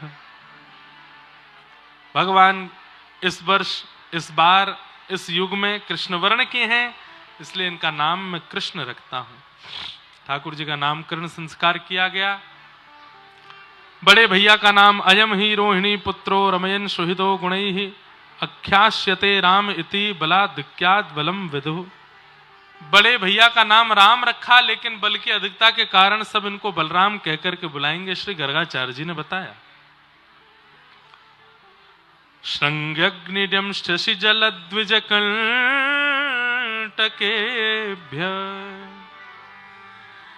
लीला क्रीड़ा परावति चलौ स्वशतो निषेधुम् ग्रह्याणि कर्तुमपि यत्र न तज्जनन्यो शोकातयापतुरलं मनसो नवस्थामु। भगवान के ऊधमों का वर्णन कर रहे हैं श्री शुकाचार्य जी। श्रृंग्यग्निड्यं शशि जलद्विजकंटकेभ्य, गैयाओं के सींग पे चढ़ जाते हैं ठाकुर जी। बैठी भाई गैया के सींग पे ऐसे चढ़ जाते हैं जैसे मानो ये कोई झूला है। और गैया भी जानती है कि बैठे भाई ठाकुर जी, बैठी भाई गैया के पास जब ठाकुर जी आमे तो गैया को भी पता हो कि मुझको झूला मान के आ रहे हैं।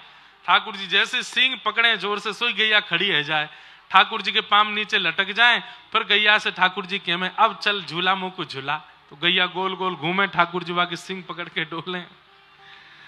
लेकिन 2, 4, 5, 10 दिन बाद गैया के मन में आई रोज आमे मेरे सींग से लटक जाए और मैं इनको झुला के बड़े आनंद से छोड़ दूं, पर प्रेम में तो थोड़ी छेड़ाखानी की जाती है। गैया बोली मैं कैसे छेड़ूं इनको। तो आज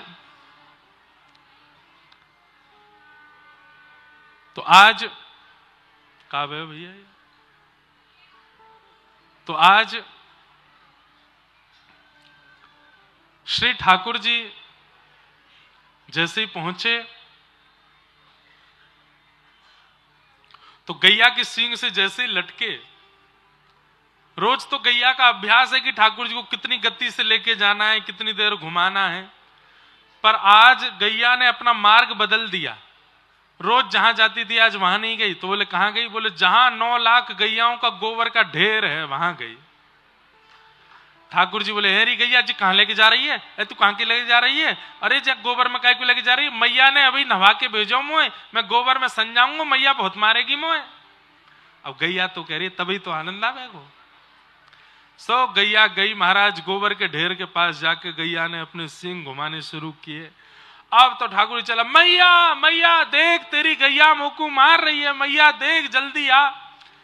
अब थोड़ी देर में छोटे से ठाकुर जी के हाथ पकड़ जैसे ढीली भई, सोई ठाकुर जी गोबर में गले गले तक गोबर में जाके धस गए।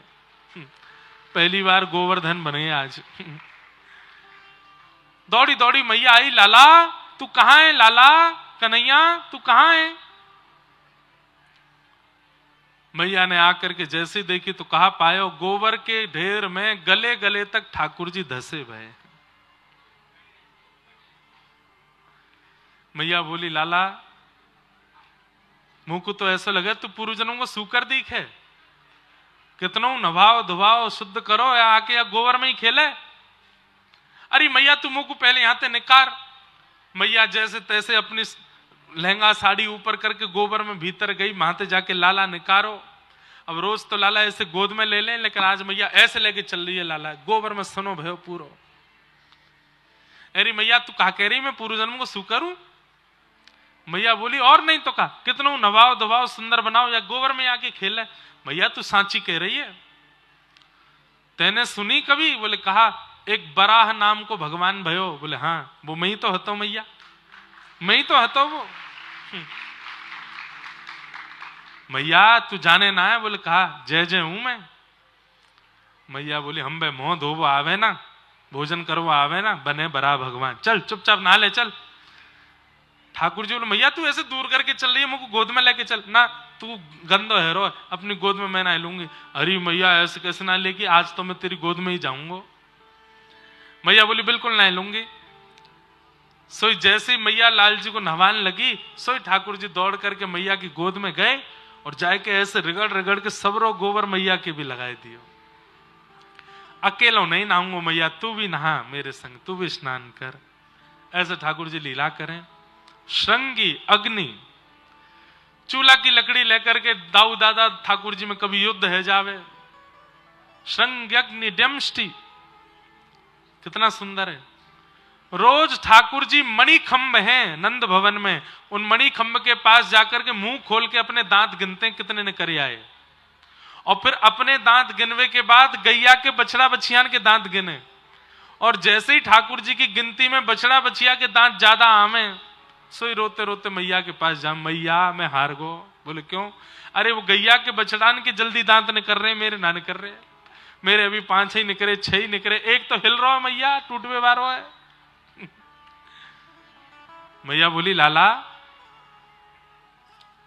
तो पता काय को? बोले काय को? गैया को बछड़ा रोज दूध पीवे और तू रोज मक्खन खावे। अब मक्खन चीकनो होवे, जैसे मक्खन खावे सो तेरे दांत चीकने है के रिपट के भीतर चले जाए पेट में, और गैयान के दांत जो है बछड़ान के वो थैले रहे दूध पिए कर। सो ठाकुर जी अब दूध पीने लगे। अब दूध पीवे और दूध पीते ही जाके मणि में अपने दांत देखें निकर आए कि नहीं। मैया जी तो निकर ही नहीं रहे।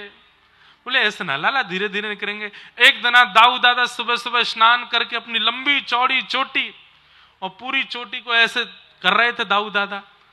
ठाकुर जी ने जैसी देखी चोटी, सो ठाकुर जी अपनी चोटी बिला देने लगे कितनी बड़ी है, और अपनी नापवे के बाद फिर दाऊ दादा की नाप के आए तो फिर रोने लगे। बोले क्यों दाऊ दादा की बड़ी, मेरी छोटी क्यों है?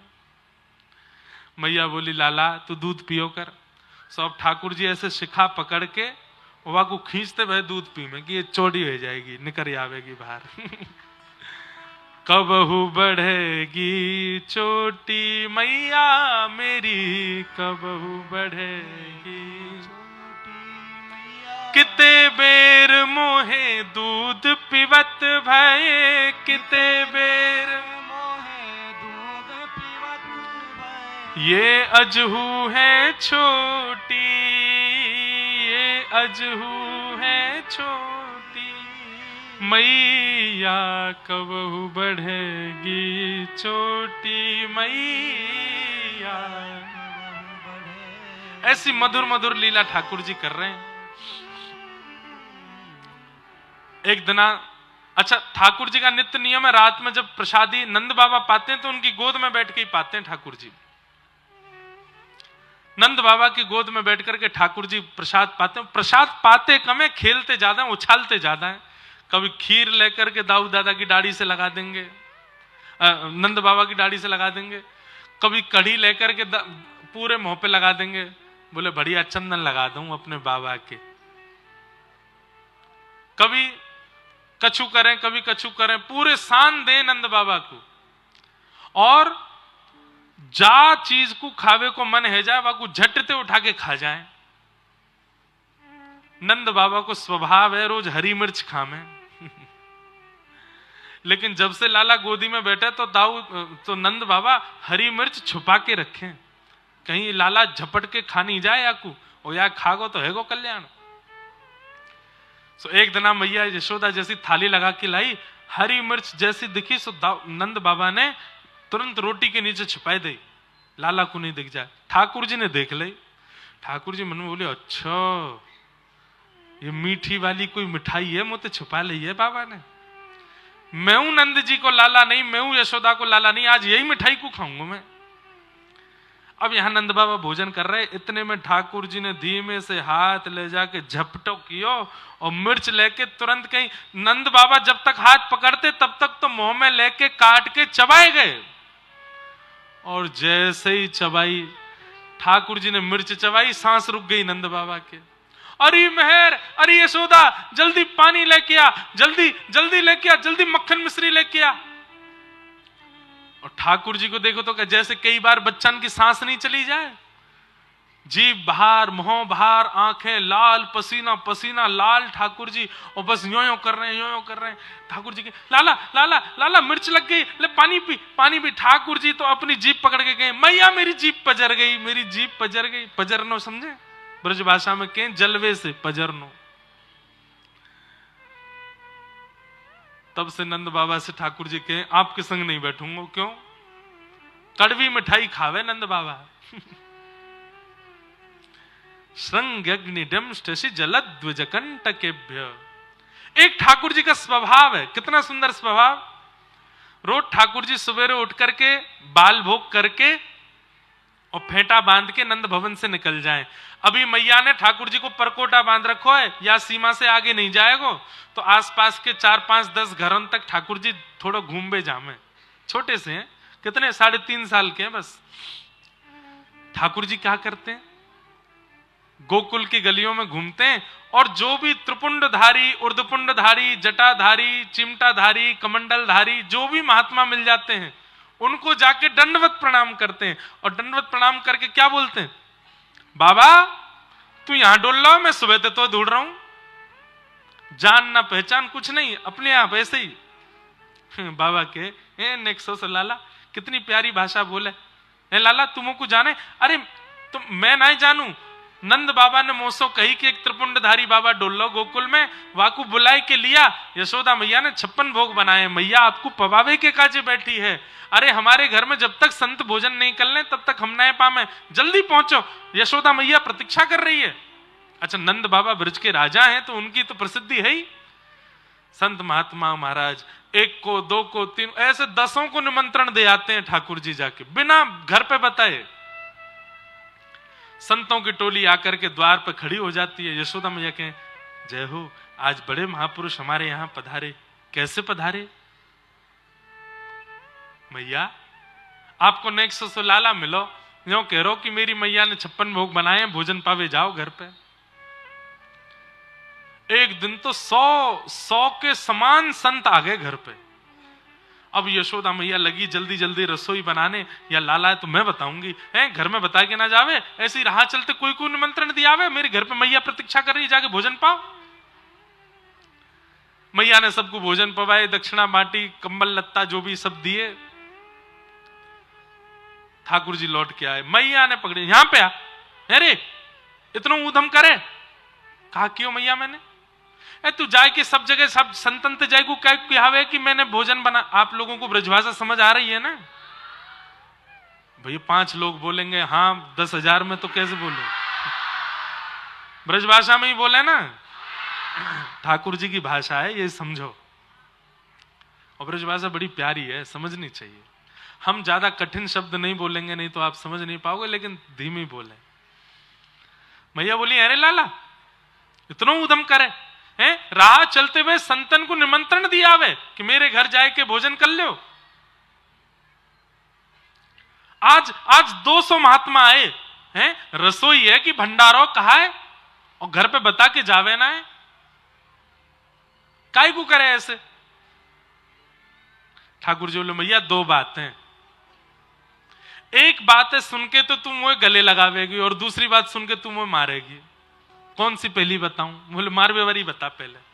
ना मार व्यवहारी बाद में बताऊंगा, पहले गरे वाली बात सुन ले। बोले कहा, मैया मैंने परसों ना एक कथा सुनी, पीपल के पेड़ के नीचे एक महात्मा कथा कर रहा हूं, वहां मैंने जाके कहा सुनी। बोले घर में जितनो भी अन्न आवे, वहां में जितनो भी दोष होवे, वो दोष दान करके अन्न ब्राह्मणन को संतन को पवाए करके अन्न शुद्ध है जावे। या हमारे मैया मैंने सोची कि नंद बाबा तो गैया चरावे में व्यस्त है जाए, यशोदा मैया घर के कामन में, तो मैं क्या करूं, तो अपने घर के अन्न को पवित्र करवाए दूं, संतन को निमंत्रण दियाऊं ताकि तू पवाए के घर को अन्न पवित्र कर दे। अरे मेरो लाला ऐसा सुघड़, इतनो बुद्धिमान, अरे मेरे गोद में 3.5 बरस के ठाकुर जी गोद में लगे, अरे मेरो लाला कितनी अच्छी बात करे। अब मैया दूसरी सुनेगी? मैया बोली दूसरी बता। बोले पहले दूर खड़ा होऊंगा तब बोलूंगा, नहीं तो तुम्हें पकड़ लेगी। मैया बोली जल्दी बता। ठाकुर जी बिल्कुल तैयार मुद्रा में खड़े हुए कि दौड़ जाऊं कह के। मैया बोली दौड़ेगा नहीं? बोले दौड़ूंगा तो सही। मैया सुन तो ले। बोले कहा, मैया जब ते मेरो जन्म भयो है, धीरे धीरे दिन ब दिन मैया तू मोटी होती जा रही है, तो मेरे मन में आयो कि मैया से नेक श्रम करवायो जाए। अरे मेरे काजे तो नेक माखन मिश्री निकाल के छुट्टी कर ले। अरे रोटी बनावेगी, दाल पकवान आदि सब बनावेगी, नेक श्रम करेगी तो नेक पत्री है जाएगी, मेरे ब्याह तक नेक बढ़िया रहेगी, या हमारे संतन ने बुलाए दूं। मैया बोली दारी के तो बताऊं है, तो मोटी लग रही हूं मैं। आगे आगे ठाकुर जी, पीछे पीछे यशोदा मैया, ऐसा उधम मचा में। श्रृंग्यग्निड्यम शशि जलद द्विजकंठ के द्विज यानी कि ब्राह्मण संत महात्माओं को घर पे बिन बुलाए निमंत्रण दिए जाते हैं। किस लिए? क्रीड़ा परावति चलो स्वशतो निषिद्धुम, क्रीड़ा करने के लिए, आनंद करने के लिए, उत्सव मनाने के लिए ठाकुर जी ऐसे ऐसे उधम मचाते हैं। एक दिन भगवान सब ग्वाल बालों के संग खेल रहे थे, तो भगवान के ग्वाल बाल कौन है? तन सुखा, मन सुखा, धन सुखा। अब यहां पे तन सुखा का आप लोग अर्थ मत लगाना कि तन से जो सुखी है, यहां पे बड़े ऊ की मात्रा, तन सूखा, तन से जो पत्रो दुबरो है, तन सूखा। एक मन ते दुखी है, पूरे दिन रोते रे। ठाकुर जी कहे, अरे लाला तू रो काई को रो है? बोले मैं रो ना रो लाला, मेरो चेहरा ही ऐसा। ठाकुर जी बोले तेरो नाम है मन सुखा।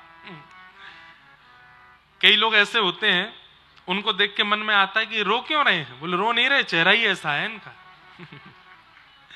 ऐसे ही ठाकुर जी ने देखी पत्रो दुवरो, तो को नाम धर दियो तन सुखा। एक मोहते ऐसो कि रोवे वारो, बस रोवे ही वारो, आंसू निकरवे ही वारे, ठाकुर जी ने को नाम धरो मन सुखा। एक बेचारो फटी धोती फटे कपड़ा ने पहन के डोले, जगह जगह बांध तो डोले अपने कपड़ा ने।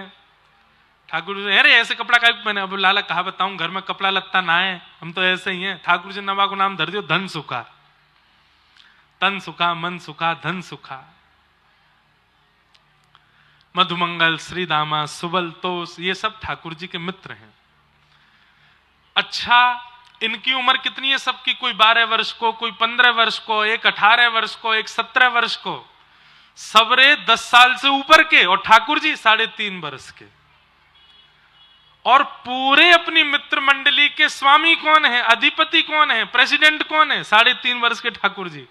16 वर्ष को तन सुखा भी आके प्रणाम करे, जय हो ठाकुर जी सुखी रहे, सदा तेरो जल्दी ब्याह होए। सदा ऐसे आनंद कर भैया तू। चले लाला? बोले हाँ डोलवे चलेंगे, चल मुंह को गोद में उठा ले। तो उठा के गोद में लेके चले।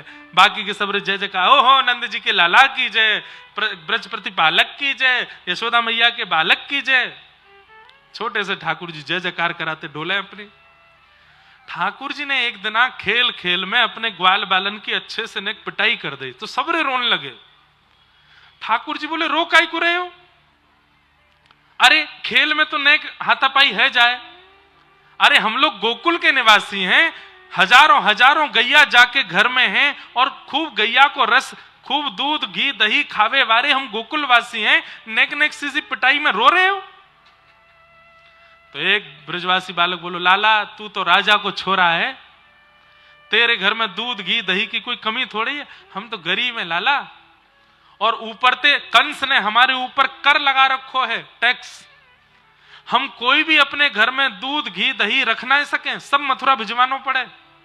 तू तो भैया राजा को बेटा है, तो खावे पीवे को मिले। ठाकुर जी बोले मतलब ब्रजवासी अपने घर में गौरस नहीं रखते? बोले ना, कंस के सैनिक रोज घर की जांच करने आते हैं। कोई भी ब्रजवासी यदि थोड़े से ज्यादा घी दूध दही अपने घर में रख लेता है, उसने नियम बना रखा 1 पाव 1 सेर 1 किलो ऐसे करके घी दूध दही घर में रख सकते हो, इससे ज्यादा नहीं, बाकी सब मथुरा देना पड़ेगा। ठाकुर जी बोले ये तो गलत है। बोले कहा करें? बोले अब मैं ब्रजवासी को समझाऊं, अभी मेरी आयु बहुत कम है, मेरी बात मानेंगे नहीं। दूसरे तरीका से गौरस गोकुल में ही रहना चाहिए, मथुरा नहीं जाना चाहिए। क्या करें? बोले चोरी करके खाएंगे, चोरी करेंगे, फोड़ देंगे, दारी के ब्रज में ही रखेंगे, या मथुरा वाले के पास जान नहीं देंगे। ठाकुर जी ने चोरी क्यों शुरू की? ताकि गौरस मथुरा ना जावे, गोकुल में ही रहे। गौरस का मतलब क्या है? गौरस का मतलब क्या है? व्यक्ति के जीवन में संचित किए गए पुण्य गौरस है। ठाकुर जी कह रहे हैं उन पुण्यों का हरण कोई संसारी विषय ना कर ले, हमारे पास ही रहे। इसलिए ये पूरी लीला इस प्रकार से ठाकुर जी चोरी कर करके उस रस को वहीं रख रहे हैं। ग्वाल बाल बोले लाला तू जो कहेगो सो करेंगे, लेकिन चोरी नहीं करेंगे। ठाकुर जी बोले क्यों चोरी क्यों ना करोगे? मैया के लाला तू जो करियो, पर चोरी कभी मत करियो, क्योंकि चोरी करवे तो ब्याह ना होवे। कोई अपनी छोरी को ब्याह ना करेगो लाला हमते। ठाकुर जी बोले हम बे पतर पूछ रहा से तो तुम सबरे है रहे हो। अब पतर पूछ रहा जानते हो? झाड़ू लगाने वाली सीख होती है ना, जितनी पतली उसको बोलते हैं पतर पूछ रहा। जो बहुत पतले दुबले होते हैं उनको ब्रजभाषा में कहें पतर पूछ रहा सो है। ठाकुर जी बोले पतर पूछ रहा से तो सबरे है रहे हो, वैसे ही तुम्हारे ब्याह हेवे वारे ना है तो चोरी कर लियो। अरे नेक मक्खन खामेंगे, दही खामेंगे, दूध पीमेंगे, नेक शरीर बनेगा हमारा। ब्रजवासी बोले ना लाला चोरी नहीं करेंगे। तो ठाकुर जी बोले तो तुम सब ब्रजवासी हमारे संग आनो जानो खेलनो बंद करो, अपनी लीला अलग से कहीं और कल्ले करो, मैं और दाऊ दादा अकेले खेलेंगे। ब्रजवासी बोले ना लाला तू जो कहेगो सो करेंगे, पर हमसे दूर मत जावे। तो ठाकुर जी बोले आज रात जितने अच्छे काम करने सब आज कर लो, कल तो चोरी होएगी ब्रज में। बंधुओं कितनी बढ़िया युक्ति दे रहे हैं ठाकुर जी, जितने अच्छे काम करने आज करो, गलत काम सब कल करेंगे। और फिर सुबह उठ करके फिर से यही बात बोलो, जितने अच्छे काम सब आज करने हैं, गलत काम सब कल करेंगे।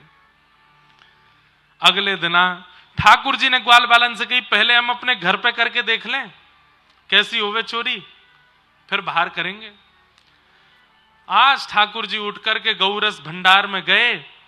अच्छा, मैया ने लाला के पामन में ऐसे पाजेब पहनाइए कि जैसे ही ठाकुर जी उठते हैं छम छम की आवाज से मैया समझ जाती लाला उठ गयो, तुरंत मैया दूध लेके आवे ठाकुर जी को पिलावे।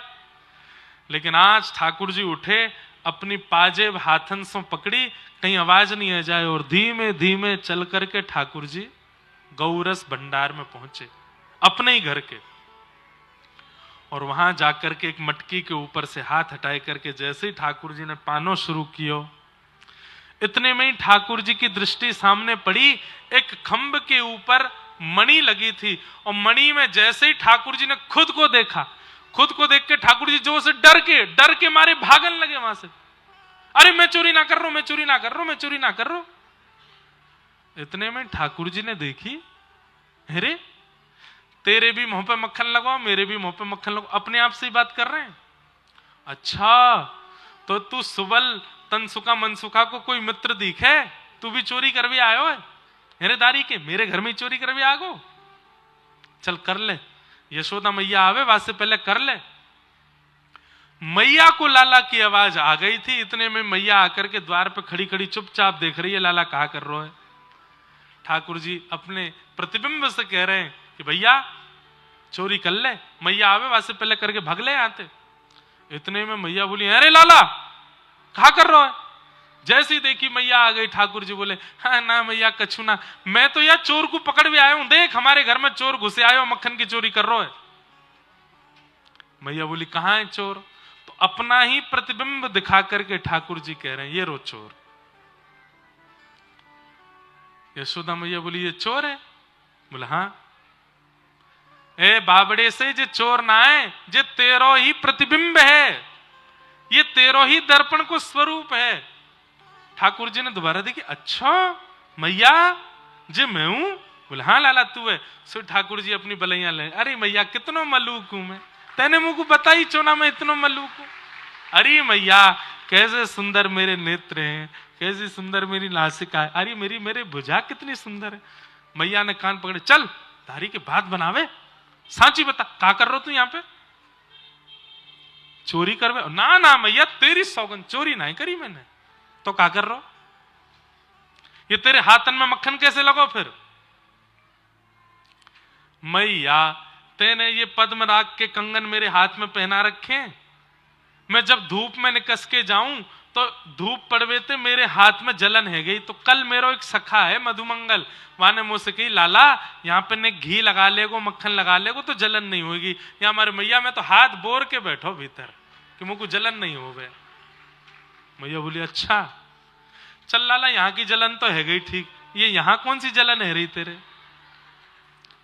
अरे मैया मैं तुमको कहा बताऊं, मैं तो ऐसे हाथ बोर के बैठो, इतने में निगोरी एक मक्खी आई के बैठ गई मुंह पे, वह उड़ावे के काज में नहीं हो क्यों तो मुझे मुंह पे लग गो। मैया मैंने चोरी ना करी। यशोदा मैया चिंतित हो गई, लाला तू चोरी भी करन लगो और झूठ भी बोलन लगो, और मेरी सौगंध और खा रहा है। सौगंध खावे ते मर जावे, और कहीं में चली गई तो का आनंद बाबा दूसरी मैया लिया आवेगो। मैया बोली रुक जा दारी के तो बताऊं मैं। ऐसी ऐसी ठाकुर जी बात करे, यशोदा मैया सब ब्रजवासियों के चित्त का हरण करते हैं कि वत्सान मुंचन क्वचित समय क्रोश संजात हास स्तेयम स्वादद्दधिपयः कल्पित स्तेय योगई मरकान भोक्षण विभजति सचेन्नात्रिभाण्डं भिनत्ति द्रव्या लाभे सग्रह कुपितो यात्युपक्रोशतो कान। कैसे कैसे गोपियों के यहाँ ठाकुर जी चोरी करते हैं, उन सब का प्रसंग यहाँ बताया गया, सब भाव ठाकुर जी के सुनाए गए। अब धीरे धीरे ठाकुर जी ने और बड़े भय, एक दिन मैया के घर की हंडी फोड़ दी, सो मैया ने पकड़ के लाला उखल से बांध दियो। ठाकुर जी उखल को खिसका खिसका के आगे बढ़े तो दो वृक्ष स्पर्श किए, दोनों वृक्ष टूट करके गिर पड़े। नल कुंवर और मणिग्रीव कुबेर के पुत्र प्रकट हुए, दोनों ने भगवान की स्तुति गाई। वाणी गुणानुकथने श्रवणौ कथायाम् हस्तौ च कर्म सुमनस्तव पादयोर्नः स्मृत्यां शिरस्तव निवास जगत प्रणामे दृष्टि सताम दर्शनेस्तु भवत्तनूनाम्। बहुत सुंदर है ये श्लोक, ध्यान से सुनिएगा। मैं जल्दी इसका अर्थ बताऊं। तो गोवर्धन लीला की ओर चलते हैं, लाल जी भी आने वाले हैं। यहां पर नलकूवर मणिग्रीव कुबेर के पुत्र हैं, मैंने पूर्व की कई कथाओं में, और आपने सुना भी होगा कि ये दोनों वृक्ष क्यों बने। नारद जी ने इनको शाप दिया था, पर आज इन्होंने ठाकुर जी से क्या मांगा? वाणी गुणानुकथने, हमारी वाणी आपकी कथा का गायन करे। श्रवणौ कथायाम, हमारे कान आपका श्रवण करें। हस्तौ च कर्मसु मनस्तव पादयोर्नः, हमारे हाथ आपकी सेवा करें, मन आपके चरणार बिंदों का स्मरण करे। और स्मृत्याम शिरस्तव निवास जगत प्रणामे, स्मृति में सदा आपके चरणों में हमारा सिर झुका रहे, हम आपको प्रणाम करते रहें। लेकिन दृष्टि ही सताम दर्शनेस्तु भवत्तनूनाम, कानों के लिए कथा मांगी, जिह्वा के लिए गुणानुवाद मांगा, मन के लिए स्मृति मांगी, बुद्धि के लिए प्रणाम मांगा, पर दृष्टि के लिए भगवान का दर्शन नहीं मांगा इन्होंने। बहुत ध्यान से सुनने वाली बात। सब इंद्रियों के लिए भगवान की वस्तु मांगी, पर नेत्रों के लिए ठाकुर जी के दर्शन नहीं मांगे। तो क्या कहते हैं? दृष्टि सताम दर्शनेस्तु भवत्तनूनाम, आपके दर्शन हमारे नेत्र करें। नहीं नहीं नहीं, बोले आपको भजने वाले, आपकी कथा सुनाने वाले, आपका अनुभव कराने वाले आचार्य वैष्णव भक्त वृंदों के दर्शन हमारे नेत्र करें नाथ, ऐसी कृपा कर दो। आपके तनु दर्शन में भगवत दर्शन नहीं मांगा, दर्शन में भगवत तनुओं का दर्शन मांगा। यह विशेषता है नलकूवर मणिग्रीव की स्तुति के। तो इस प्रकार भगवान के सुंदर स्तवन किए।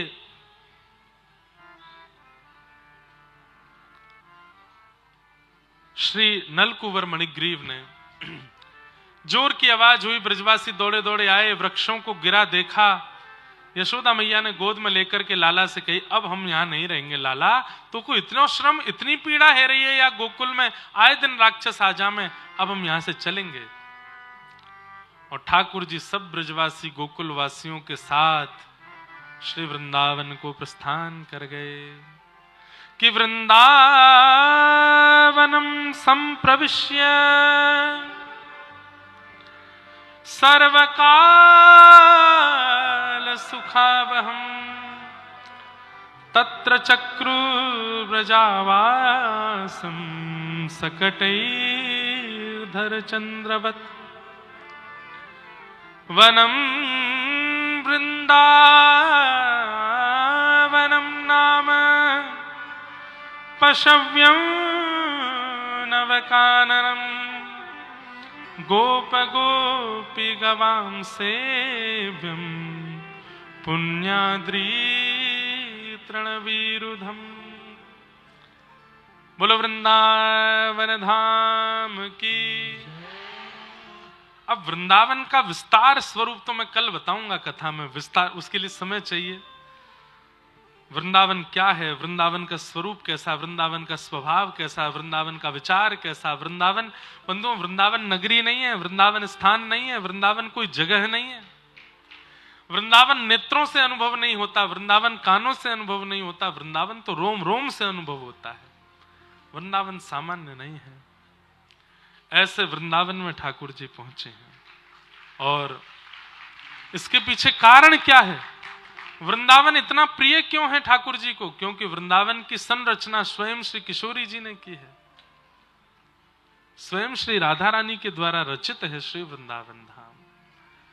ऐसे वृंदावन में ठाकुर जी पहुंचे हैं। वृंदावन आकर के भगवान ने अनेक लीलाएं की। अघासुर का वध किया, वन्य भोज करके ग्वाल बालों के साथ सुख लिया। ब्रह्मा जी को मोह हुआ, ब्रह्मा जी ठाकुर जी के ग्वाल बालों का हरण करके ब्रह्मलोक ले गए। तत्पश्चात ठाकुर जी ने ग्वाल बालों का रूप धारण किया। अब इन सब प्रसंगों में इतने विषय हैं, इतने अच्छे अच्छे भाव हैं। एक सुंदर भाव हमारे पूज्य नाना जी और सुनाते थे, सुना देता हूं। ब्रह्मा जी जब ग्वाल बालों का हरण करके ले गए तो ठाकुर जी ही ग्वाल बाल बन गए थे। उसी समय पूर्णमासी, एक बरसाने की एक पूर्णमासी थी, उन्होंने हल्ला कर दिया पूरे ब्रजमंडल में। बोले क्या? बोले भैया अगले 12 साल तक ऐसा योग आ रहा है कि किसी के भी ब्याह नहीं होंगे। ध्यान से सुनिएगा। पूर्णमासी ने हल्ला किया कि अगले 12 साल तक ब्याह नहीं हो पाएंगे, ब्याहों का योग नहीं है। इसलिए कछु दिना की बात है, सब गोप ग्वालन से मेरी प्रार्थना, अपनी कन्यान को ब्याह गोप ग्वालन से कर दो, और भले ही गौना 12 साल बाद करा दियो, ब्याह अभी कर लो। तो उस समय पर ग्वाल बाल तो थे ही नहीं, सबको ब्रह्मा जी हरण करके ले गए, सबके रूप में ठाकुर जी थे। इसलिए व्रज की जितनी भी गोपियों के साथ ठाकुर जी ने रास विहार किया, वो कोई गलत क्रिया नहीं है। क्यों? क्योंकि अन्य भाव से सबका ब्याह ठाकुर जी से हो चुका है। पूर्णमासी के भाव से सब ग्वाल बाल जिन गोप कन्याओं को ब्याहे थे, जिन गोप कन्याओं से इन सब का ब्याह हुआ, वास्तव में तो ये सब गोपियां ठाकुर जी की पत्नी बन चुकी हैं। सबका ब्याह ठाकुर जी से हो गया।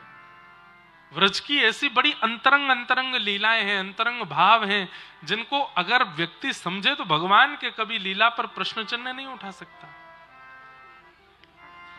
इन सब गोपियों का ठाकुर जी के साथ में विवाह संपादित हो गया। ब्रह्मा जी ने आकर के भगवान से क्षमा मांगी, बोले नाथ मुझसे गलती हो गई।